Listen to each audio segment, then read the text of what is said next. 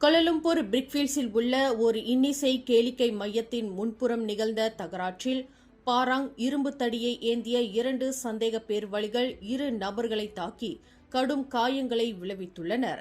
இந்த சம்பவம் இன்று அதிகாலை 2 மணியளவில் நிகழ்ந்தது என்று பிரிக்ஃபீல்ட் மாவட்ட போலீஸ் தலைவர் ஏசிபி கு மஷாரிமான் கு மமுட் தெரிவித்தார்.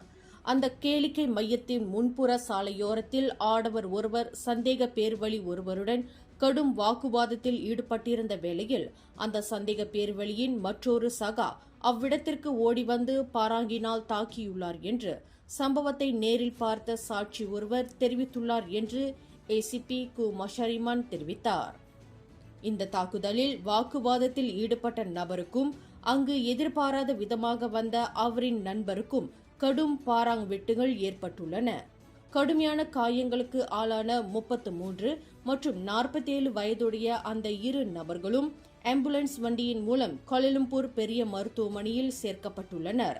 இந்த தாக்குதலை நடத்தியதாக கூறப்படும் 30 வயது மதிக்கத்தக்க நபர்கள் அங்கிருந்து தப்பிவிட்டதாக ஏசிபி கு மஷாரிமான் தெரிவித்தார். தாக்குதலுக்கு பயன்படுத்தப்பட்ட ஆதாரங்களை போலீசார் சம்பவ இடத்தில் மீட்டுள்ளதாக அவர் மேலும் கூறினார். மேலும் செய்திகளை தெரிந்து கொள்ள கீழே இருக்கும் பெல் பட்டனை அழுத்துங்கள். உங்கள் மகிழ்ச்சியை வெளிப்படுத்த லைக் மற்றும் ஷேர் செய்யுங்கள்.